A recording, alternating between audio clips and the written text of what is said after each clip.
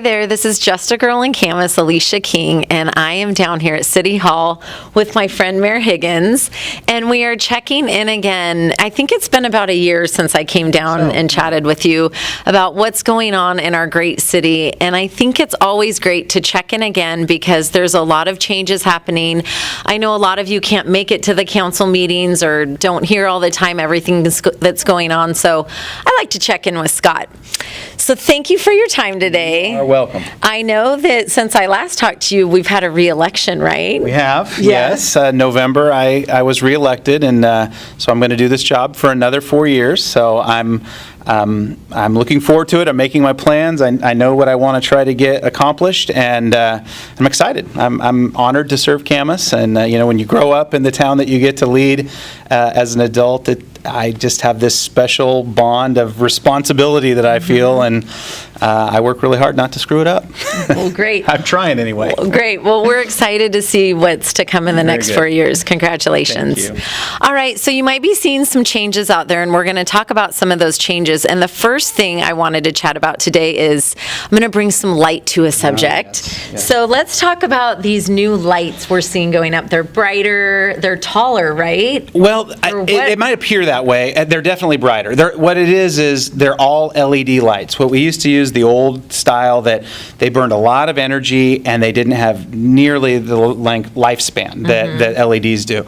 And so we got a grant from the state to look at efficiencies. We also got a grant from Clark PUD, and then the council agreed to spend some money, and we put a package together that will replace all the street lights in the city of Camas with LED lights. So the cool thing about this package is, first of all, it's noticeable, and we'll talk about that in a second, but on the cost side, these lights last so much longer than the old lights that once you pay back the capital investment, they start to actually make money, save us money.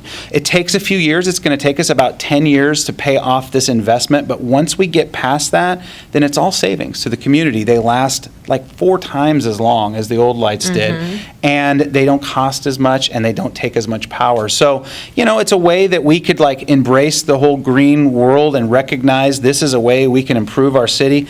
I love it when Camas shines out in those things. And the big thing, like you talked about, is it's noticeable. I love to say Camas is this bright, shining city star on a hill, and now it visually looks that way at night, too. I mean, when you drive into Camas.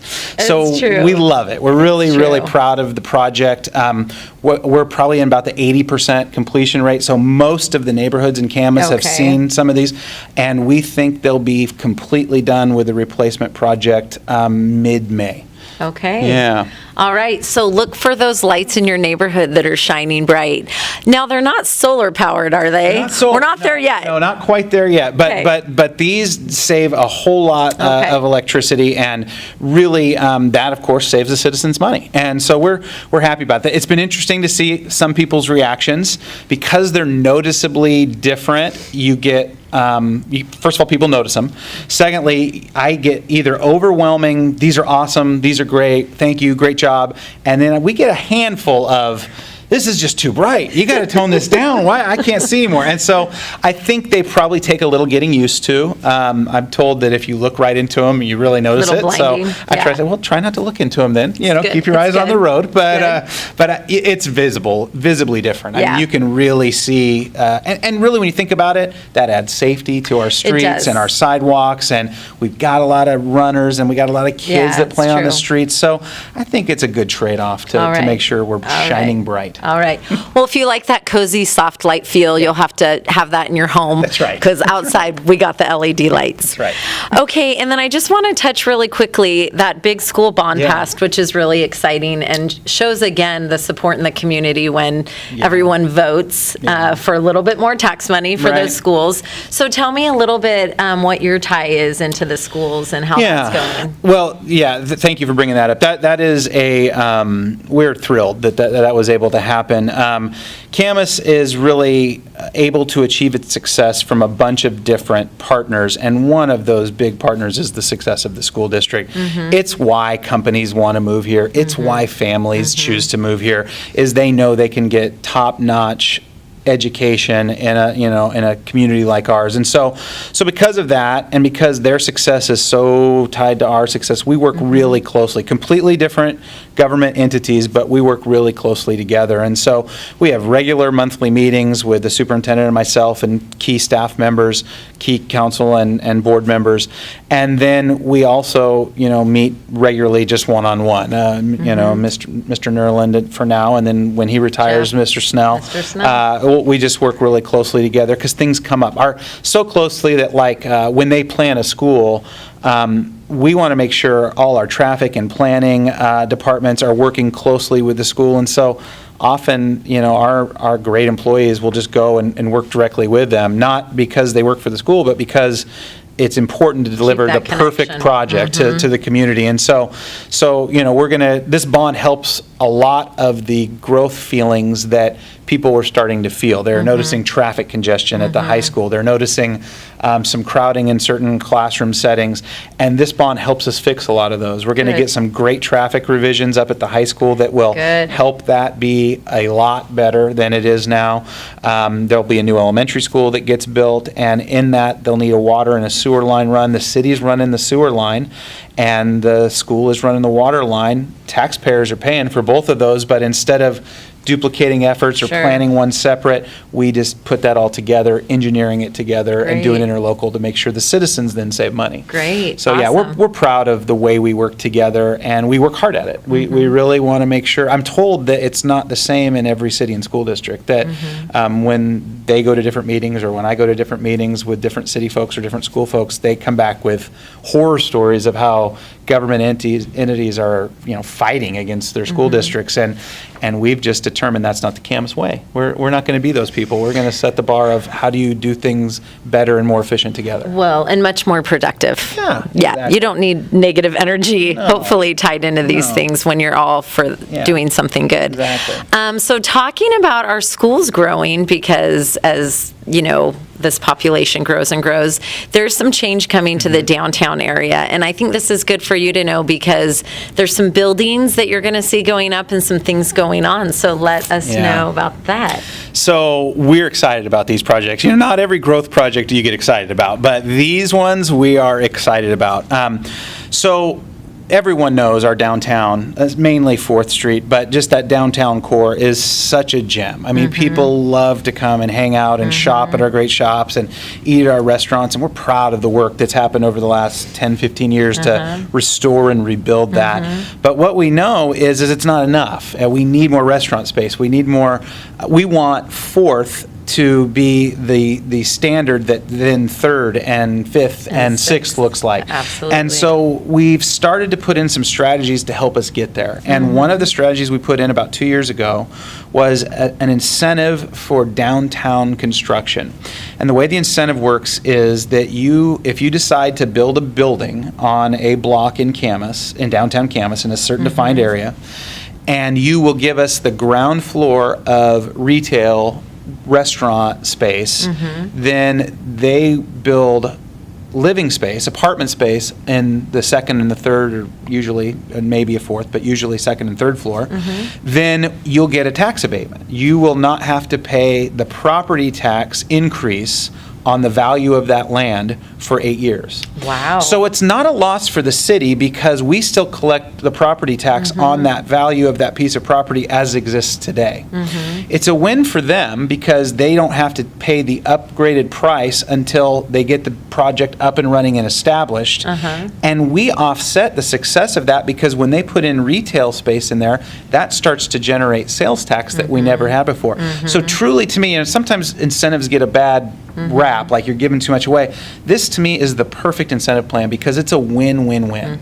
Everyone wins in this, and it gets us what we want. Well, we put this plan together 2 years ago, and nothing happened. And I was so discouraged. I was just like, I thought this was the magic tool. This is going to work. So I had wise counsel and good friends that would say, it's going to happen. It takes some time. Well, then all of a sudden, the week of Christmas, believe it or not, It's like a Christmas gift to Camas. The week of Christmas, 2 of these projects got turned in. So the first one that is going to come the soonest is up on 6th Street. Okay. It's right across from Columbia Litho on a vacant lot that exists right there. And they're going to do a 3-story building that has the ground floor solely dedicated to a restaurant, a really cool restaurant that we can't talk too much about yet as far as the details, but I can tell you it's a done deal. It's coming. And they're going to have family, it'll be family friendly. Great. It'll be outdoor dining. It's going to have an outdoor fire pit. I mean, it's going to be Great. really cool vibe that they're going to be able to do down there. The doors are going to roll up like garage doors, and it's Perfect. really going to look cool. And then on top, it'll have 2 floors of residential, really nice apartments that will probably have some decent views, and will be a good place for people to live. So that one is turned in, and they're working through processes, and I think you'll see dirt starting to turn on that probably June, July. So you'll wondering. start to notice that. Okay. And their goal is to have a restaurant open and functioning by like spring next year. So Okay. they're really excited about it. So Great. and we are too, because that starts to put that 4th Street vibe out on 6th, and we can start to build that in. The second one that came in is on the lot that is across the street from the Burgerville and the Dairy Queen, and right now I believe there's some cars that are set there, and there's a Okay. lot there. So that use will stay there for a while. But as this project comes, and this one might take a little longer, this might take a couple years to come in, but they're going to do a similar project, and yet that's close to a whole block. So that is going to Wow. have ground floor retail again. I believe there's a bank that is going to put in there, and I think I've heard rumors of some sort of coffee shop and some retail shops. And then we're pushing, of course, hard for restaurant space. We want to make sure our residents have a nice new place to come down and dine. And then the top 2 floors looks like there'll be 36 units of, again, apartments. The theory behind living in downtown and why we've encouraged this is, Camas is succeeding in its downtown because people are willing to drive to it right now. But downtowns really can thrive when there's also people that live in it. And so, Multi-use. and so as you get more people living there, then they can shop and support those restaurants, and it continues to grow that. So we're excited about those projects. I think we'll see the first one this summer, and this one might take a little longer. And my theory is, once the first one goes in, it gets people like, oh, I got to Yeah. get mine in. So I Yeah. think we may see a few more. Fun. Yeah. All right, we'll look for those new things downtown. One thing I want to talk about, I know things are growing, and actually the city down here, you're doing well with the growth down here, I will say. There have been some growing pains, and I know it doesn't come without issues. Let's talk a little bit about the growth, though, and how you see, I know 2035 has kind of been a focus for the city down here. And just if you could really quick touch on how we're doing on that growth Sure. and adjusting to that. Sure. I appreciate it. Yeah, it's we're a growing city, and there's no doubt that it's happening. You drive around and you see stuff happening, and people, I think, have mixed reactions to that. I think some people, like it. They're excited about, like, for instance, new services that are coming into the downtown, things like that. But then there's the trade-off of, oh, I used to love that being a field that we could go play in, or I used to love, I always thought that was going to stay that way. And so I get it, and I feel the same way as someone who grew up here. We've seen a lot of change, Yeah. in Camas. But the fact is, it happens. And people, I think, sometimes think we could say, let's shut the door and be done. But state law doesn't let you do that. They say if you're an incorporated city, you are going to plan for your growth, and you're going to make sure you are able to accommodate a certain population target. And then what people don't even realize further is we don't get to pick the target. All we get to do is say, what the zoning's going to be in that. We get to have some say on this is where houses will go, this is where commercial going to go, business, all those kind of things. But the state works through the county, and they consult with us, and they project growth rates for your community. And then they say, okay, you need to plan for X number of population for the next 20 years. So that is the 2035 plan. We are tasked to plan what the population in 2035 will be and how we'll get there.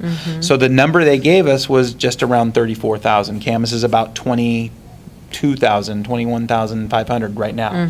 So we have to plan for that 12,000, 13,000 growth that's going to happen. It's projected to happen in there. That doesn't mean it will happen, because you could have recessions, you could have things that slow that down, but that doesn't change the planning we have to do. So that's the process we've been under. And I showed you a chart, and you might be able to show it to your viewers, of what growth was projected and what it actually ended up being. And what's amazing about it is it's right on. It's almost stayed exactly what we thought it was going to be. And I try to tell people, I think that's a good indicator that we're doing a decent job planning. I know we're not perfect. I know we've made mistakes, and I know we'll make some mistakes in the future. But overall, I think we have a good feel for how we're going to grow and where we're going to grow, and we try to get the infrastructure in, and we try to get the support services in at that same rate. And like I said, we'll miss from time to time. We want to always try to do better. But I think those growth lines do show you that it's kind of on track for what we thought. The other slide that I find really interesting is the amount of housing units that have happened in Camas. And I've got information back to 2001. And I can go further than that, but at least that I have on a graph here. And if your perspective is 2008 forward, all you see is growth, because that's what's happened. I mean, you went from 75 units back in houses being built in 2008, and of course we're in recession times at that point, and then slow emerging out of that to get to 2015, where there were 224 units or 25 units that were built in Camas. So that looks like growth, and it is. But when you take it back another 5-10 years, you realize we're not even close to the numbers that we were seeing in 2001, 2002, 2003. So we are growing, but we are not growing at a rate that we've historically grown at much, much faster rates. And I don't know that this number is going to keep tracking up based on what we're seeing in land use and what we're seeing in permits actually being put in. I think we're going to stay around the 200 to 225 units per year of new houses being built, probably until there's another downturn, which there will be at some point, 3-4 years out. So I could see that number staying relatively stable for another 3-4 years, and then it'll probably ebb down again. And there's so many things that are the out flow of our of control. life and growth. And so anyway, I thought those were interesting, and I figured if you were willing, I'd share them with you. So Yeah, no, and I do think, as Scott noted, and I know a lot of my viewers out there in my conversations in the community, a concern has been, all these gigantic new developments. And so I think the city knows that, and it's been communicated. You want to be careful of that you're meeting the needs of a lot of individuals, because there's people here that are retired that want to stay in Camas. And actually, in the rental area, I have some friends that have rentals. There are people renting that don't have families. They're young couples starting out. And so there is all kinds of people out there in our community, and we want to keep it diversified and be able to, you don't want to live in a 4,000 square foot house with two people. Right, and that brings up a great point. I mean, we're starting to see those products come on now that address aging in place, address seniors wanting to, they raised their kids here, they lived on the hill, and had steep steps, and they had, great house, but they don't need that anymore, and they don't want that anymore, but they still want Camas.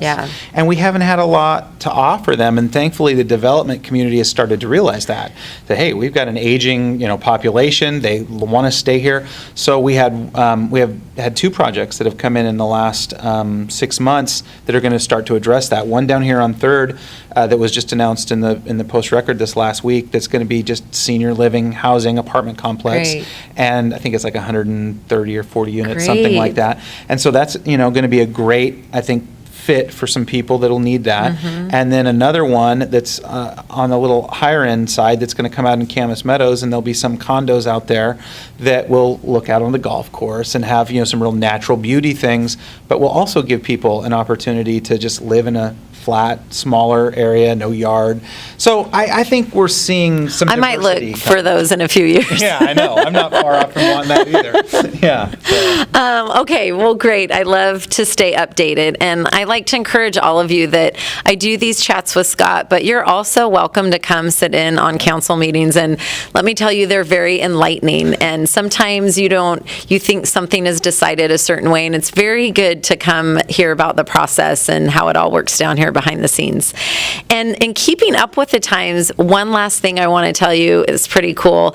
And I know I've mentioned it, but I really want you to take advantage of this. Camas has an app that you can download for your phone. And I know that recently when we had a lot of rain and there was flooding and street closures, you can go to that app and find out what's going on. You can report something.